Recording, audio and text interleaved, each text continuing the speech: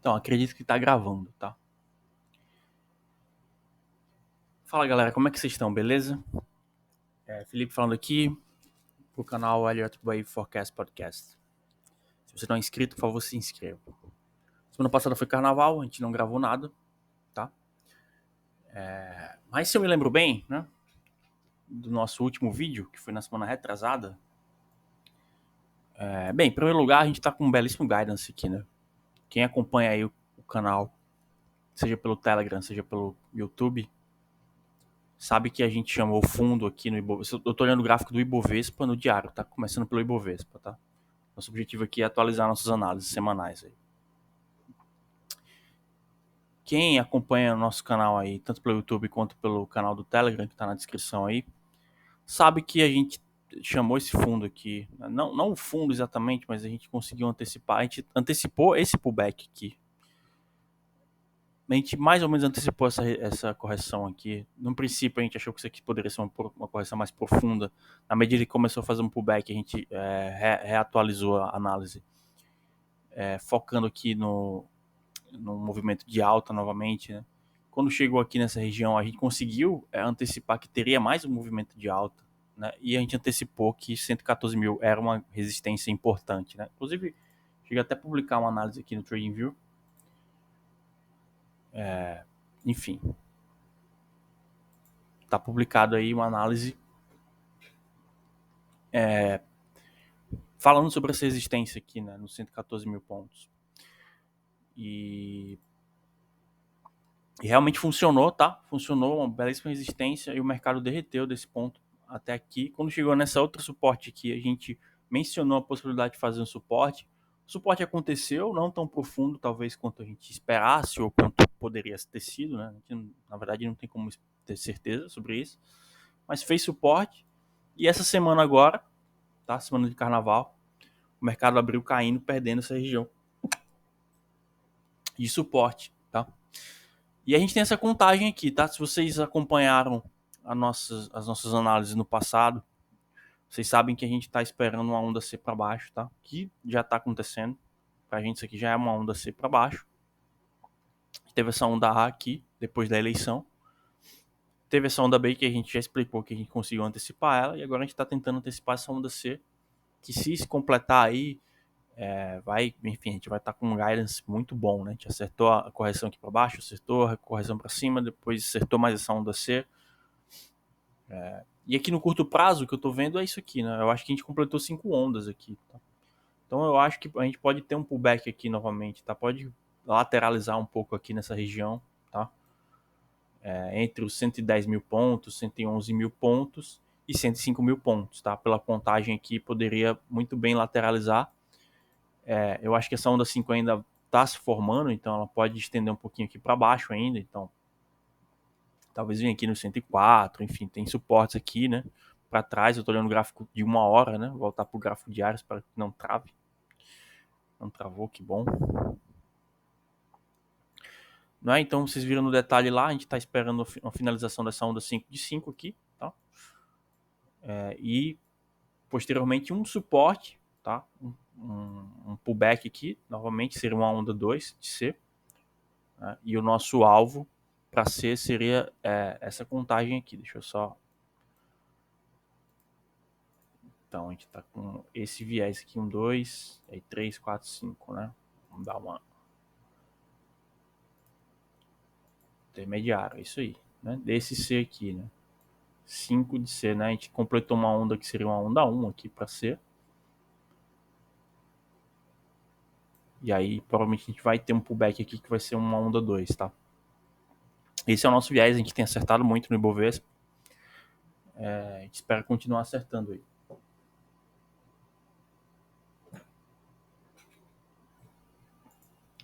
O dólar andou menos, né? O dólar acabou que ficou mais preso aqui na região entre os 5,20 e os 5,20 e 5,30, né? Eu não lembro exatamente. Eu lembro que a gente falou que o dólar poderia dar uma corrigida, tá? Então a gente acertou isso. Está no último vídeo publicado aqui no canal. A gente esperava essa correção aqui do dólar, aconteceu. E agora, meu amigo, eu espero o seguinte: eu espero o dólar para cima, tá? Não sei até onde, pode ser que vá mais longe do que a gente está esperando, mas acho que pelo menos aqui voltar nos 5,38, ou talvez aqui, né, por projeção de Fibonacci, voltar lá nos 5,47, né, ficar dentro aqui do range no mínimo, né, mas fazendo mais um movimento de alta aqui, que no mínimo, na minha opinião, vai aqui no 5,40, tá? No mínimo esse é o nosso alvo, tá? Depois disso aí pode voltar a corrigir, o dólar, enfim, tá bastante lateralizado aqui, né, a gente comentou sobre isso. Mas aqui no curto prazo, eu tô bastante bullish aqui com o dólar, tá? Eu acho que vai para cima. Até porque quando a gente olha o dólar, isso é o dólar real, né? Agora a gente vai olhar o DXY, né? O DXY, que é o índice dólar global, né? Perante outras moedas, não só o real. A gente estava antecipando esse movimento de alta, né? Vocês viram o vídeo da semana passada, da semana retrasada. Vocês sabem que a gente estava antecipando esse suporte, essa região aqui, uma onda A, se finalizou aqui, tá? E a gente tá dentro dessa onda B. Óbvio que zigue-zagues acontecem, tá? Então pode ser que aconteça alguma coisa desse tipo aqui na próxima semana. Não tem como ter certeza aqui. Mas o nosso viés é de uma retração aqui de onda B. Pode ser até mais profundo, dependendo do que acontecer no mercado global. Como eu comentei semana passada, o dólar era meio que o patinho feio, né, de 2023 até hoje, né, até agora, né? O ouro subiu, o Bitcoin subiu, o dólar estava perdendo valor, né, perante outras moedas, não só perante os ativos, é, ouro, Bitcoin, commodities, ações, né? Bonds estavam melhor do que bonds títulos, né, de tesouro, títulos enfim, renda fixa. Estava desempenhando melhor do que o dólar, né? Todo mundo desempenhando melhor que o dólar. Até o ien japonês, o yuan, moedas exóticas assim, estavam desempenhando melhor do que o dólar. Mas aí todo mundo ficou short no dólar. É óbvio que quando todo mundo vai no mesmo sentido, a direção do mercado é a direção oposta, né? Então aconteceu esse pullback que a gente antecipou no canal, tá nos vídeos aí, você pode checar. Então a gente mais um acerto aqui pra gente, tá? Mas aí pode acontecer tem uma resistência aqui, né, que era um suporte, virou resistência agora, né? Deixa eu ver se eu consigo ajustar aqui. Então tem essa resistência aqui, tá em cima, né? O mercado fechou muito na alta essa semana. Acho que pode dar um pullback aqui, seria natural, mas pode também seguir reto, tá? O meu ponto é, a gente tá nessa correção B, eu acho que seria bastante natural e esperável que o dólar faça uma correção, nem que seja curta aqui, tá? Nem que seja pro 104 aqui, o DXY, né? E aí talvez dê uma travadinha lá no nosso dólar real, mas eu acho que o dólar real vai subir mais lá. E eventualmente aqui também a gente vai ver o DXY subir, tá? E aí tem outros alvos aqui, né? 108 pro índice, né? Então, aqui no curto prazo a gente tem acertado o DXY, muito embora, se vocês acompanham o canal há mais tempo, sabem o que é que eu estava pensando sobre o 2XY. Se você não acompanha, eu não vou falar, porque é para você poder assistir os vídeos. E aqui a gente vem pro S&P agora, né? Quem acompanha o canal sabe que eu tinha chamado um topo aqui tá vendo esse candle amarelo aqui? Ele não é amarelo à toa, tá? Eu vou até, peraí, deletar aqui. Esse candle amarelo aqui, ele não é à toa, tá? Então a gente chamou um topo aqui pra gente. Isso aqui é um topo de uma onda B, possivelmente, tá? E até agora essa análise está se provando correta, tá? Eu falei que isso aqui seria o topo do S&P em 2023, tá? Eu acho que o S&P não vai passar dessa região aqui, tá? Posso estar errado? Posso estar errado, pode ser que passe, tá? Mas essa é a minha chamada aqui. Se passar, eu vou estar surpreso, provavelmente eu vou perder dinheiro, tá? Porque eu tô vendido no S&P. E aí fica o meu disclaimer também, né? É a posição que eu tenho. Eu não tô posicionado em bolsa brasileira no momento. Eu tô posicionado em dólar, tô comprado em dólar, tá? Minha carteira tá dolarizada. E ao mesmo tempo eu tô vendido em S&P, tá? Essa é a minha posição global aí. Então, acho que o S&P tá super valorizado aqui. Esse movimento de alta não foi um movimento de alta sensato, na minha opinião, tá? Por vários motivos, a gente poderia falar aqui, não vou falar, mas enfim, earnings para baixo, Fed ainda vai subir juros. Para mim não faz sentido o S&P se valorizar mais, fazer nova máxima, só se acontecer de ter algum tipo de evento global aí, do tipo injeção de liquidez por parte do Banco Central da China, coisas exóticas desse tipo, né? Mas o próprio Banco Central americano ele está enxugando liquidez. O Banco Central Europeu também não está injetando liquidez no mercado, tá? Muito embora ações europeias estejam quase nas máximas, né? Eu acho que os índices americanos não vão para as máximas, tá? E para mim não faz o menor sentido que os índices europeus estejam na máxima também, tá? Então, só para dar uma passeada aqui nos outros índices, tipo o Dow Jones, né? O Dow Jones para mim tá muito característico, né? Se você olhar o S&P de dezembro para frente, ele subiu bem. O Dow Jones não, o Dow Jones lateralizou, né? Para mim isso diz o quê? Isso diz, até desenhar uma bandeirinha aqui, né? Isso diz que as ações de valor, o Dow Jones basicamente são mais ou menos 30 papéis, né? Se eu não me engano, posso estar errado. Mas acho que são mais ou menos 30 papéis só de ações de valor, né? Empresas de valor. Sei lá, PG, Visa, Disney, enfim. Tem toda uma gama de empresas, mas não tem nem. São poucas empresas de growth. Né? São empresas que têm mais a característica de serem empresas boas pagadoras de dividendos, que já têm lucros consolidados, já tem um mercado consolidado. Então são empresas de valor e que não estão desempenhando bem, né? Estão underperformando, estão performando abaixo de outras empresas de growth, que às vezes não paga dividendos, às vezes não dá nem lucro. Né? E a gente vê esses tipos de empresa aí, tipo Carvana, Palantir, enfim, deixa eu ver outros exemplos aqui. Ó, Carvana subindo, Carvana caiu 20%, não é só porque eu falei, mas se a gente olhar aqui, por exemplo, só como a título de exemplo, tá? Não quero comentar ações aqui especificamente. Assim que, ó, né, a gente viu aqui em 2020 Carvana subir mais de 100%, né? A própria, algumas empresas chinesas também, né? Com esse trade da real abertura, tipo Baba, né? Alibaba. Assim que eu carregar aqui, vamos ver se vai.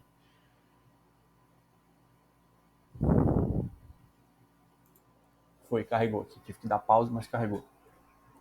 Então a Alibaba subiu aí bastante no final do ano passado, né?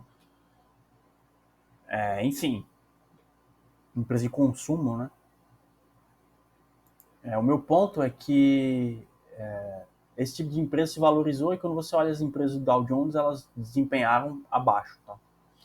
Isso para mim mostra como esse mercado está agressivo, como ele está meio irracional, tá? Tá comprando empresas muito mais duvidosas do que eu. Se eu estivesse comprando empresas individualmente, eu estaria procurando empresas que podem aguentar um movimento de crash da bolsa, de crash da economia, porque é o que a gente é um risco que a gente tem, tá? Então existe esse risco, ok?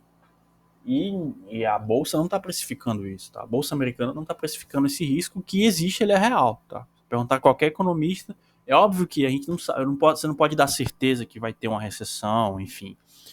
A gente não tem como ter essa certeza, mas a gente sabe que a gente trabalha com probabilidades, né? Então, a probabilidade de a gente ter uma recessão está muito maior hoje do que esteve, sei lá, por exemplo, em 2021, 2000, até mesmo em 2019, que também foi um momento ali conturbado na bolsa, 2018. É difícil comentar 2020, né, que foi um ano muito atípico, né? A gente teve até uma recessão ali curta, né? Mas que toda a injeção de liquidez acabou favorecendo, né? Depois. Então é isso, assim, Nasdaq, que é um índice que tem muitas empresas de growth, né, desempenhou muito bem no último mês, 2 meses, né, janeiro, fevereiro, aí, final de dezembro. Mais um sinal de que o mercado está muito agressivo num ambiente que não deveria estar tanto. Né? É um ambiente que exige mais cautela, juros altos, né, lucros das empresas caindo, Fed falando em desemprego, óbvio, o desemprego ainda não chegou, ainda está com taxas baixas de desemprego nos Estados Unidos, mas meio que parece que é o objetivo do Fed causar desemprego, né? Fazer um crack aí no mercado de trabalho americano. Então é uma situação que realmente deveria exigir cautela e não é o que a gente tem visto na bolsa, tá? A gente tem visto bastante agressividade. Enfim, vamos falar agora de petróleo, tá? O petróleo que está refletindo mais um ambiente possivelmente excessivo, é óbvio que o o governo americano tem jogado muito com o petróleo, tem sido um trader praticamente, um player do mercado com as reservas estratégicas, eles estão esvaziando as reservas estratégicas, mas eu tenho para mim que o objetivo deles é derrubar o máximo possível o preço do petróleo para que eles consigam reabastecer essas reservas estratégicas. Tá? O governo Biden está realmente diminuindo muito as reservas e, enfim, eu acho que eles querem eventualmente reabastecer, eles não querem ficar sem essas reservas, tá? Então, eu acho que o objetivo deles é derrubar o preço do petróleo. E como eu não quero lutar contra esse gigante, né? Imagina, o governo americano quer derrubar o preço do petróleo, a gente tem que acreditar que o preço do petróleo vai caindo, né? Então, vai continuar caindo. A minha contagem aqui é de onda A a onda B, tá? Essa onda B lateralizou bastante aqui, tá até meio confuso para mim, assim, parece um triângulo de Elliott, né? Não tenho certeza, mas quer dizer, não é um triângulo clássico aqui, né? Pode ser um triângulo expansivo, talvez. Enfim, mas eu acho que a tendência do petróleo, e essa semana caiu bem, né? Acabou fazendo um movimento de alta aí na sexta, na quinta, mas nas últimas 2 semanas aí, o petróleo foi de 85, chegou a bater 80 aqui, quase 79. Né? Então, tendência de baixa para o petróleo também, na minha opinião. Tanto por uma análise macro, né? E quando a gente olha as reservas, os estoques comerciais estão subindo forte, tá? Eu sei que o mercado antecipa esses movimentos de subida dos estoques comerciais. Os caras têm informação privilegiada, então eles antecipam. Né? Normalmente, quando os estoques estão nas mínimas, normalmente é a hora de vender. Né? Normalmente o petróleo está na máxima já. E quando os estoques estão na máxima, estão subindo, já a hora de comprar está chegando. Né? É a situação que a gente está vivendo agora, mas eu acho que talvez seja um momento em que, pela complexidade do cenário, essa lógica não se aplique 100%. Né? Então acho que tem mais um movimento para baixo. Muito embora tem muito suporte aqui para baixo, tá? Então, assim, não sei se vai ter um crash tipo 2020 do petróleo. O mercado está muito mais aquecido para essa commodity, tá? Para as commodities em geral, então não acredito, sei lá, em um novo low para o petróleo, até porque, enfim, seria muito difícil. Não acredito em alvos muito profundos para o petróleo, mas eu acho que vai continuar caindo aí no curto, médio prazo, tá? E pode ir a 70, é o meu alvo mínimo, mas pode ir muito bem a 56 também, tá? E aí, commodities metálicas, bastante interessante falar aqui, vou falar sobre o minério de ferro, porque essas commodities metálicas, elas são proxy da China, tá? Então, quando as commodities metálicas estão caindo, é porque a China tirou o pé do acelerador de algum modo, tá? E é o que a gente viu no minério de ferro essa semana, caiu bem, tá? Muito embora esteja nas máximas aí, próximo das máximas de 1 ano, de 2 anos até, né? Quase de 2 anos aí. Mas, isso aqui foi um movimento de reabertura da China, né? O trade especulativo. Agora tá corrigindo. Quando a gente olha pro cobre, né? Vamos ver se eu consigo abrir aqui. Que o meu tempo acabe. Eu queria falar do ouro também. Eu nunca consigo falar do Bitcoin também, né? Putz. Vamos dar um chute aqui, vamos ver se abre. Não vai abrir, cara. Dá pause. Consegui abrir aqui o gráfico do cobre também para mostrar que tá caindo forte, né? Caiu essa semana, sim, caindo forte, relativo, né? Mas tá caindo, corrigiu, tá? Bateu nessa Fibonacci aqui. A gente já tinha comentado essa Fibonacci antes, eu acho, em algum momento. Então, por enquanto, o cobre tá caindo. Vamos ficar de olho aqui para entender exatamente o que está acontecendo com a China, tá? Mas me parece que a China tirou o pé do acelerador, pelo menos no curto prazo. Né? Óbvio que o mercado anda em zigue-zagues, e não é só a China também que afeta o cobre, mas é o principal aí mercado. Né? Por último, falando aqui do ouro, o ouro deu uma corrigida boa, né? Isso porque o dólar se valorizou, né? Como a gente comentou, o DXY deu uma boa subida aí, e o ouro acabou perdendo um pouco de valor, perdendo um pouco de momento, tá? Que vinha num rally bem forte aí em 2023. Tá corrigindo bem, se o gráfico abrir. Né? A gente, enfim, o ouro deu essa corrigida bem forte aí, tá? Foi de 1.900 para 1.800, tá? Dólares a onça. Uma corrigida forte, mas eu tô com viés ainda de alta pro ouro, tá? Por enquanto.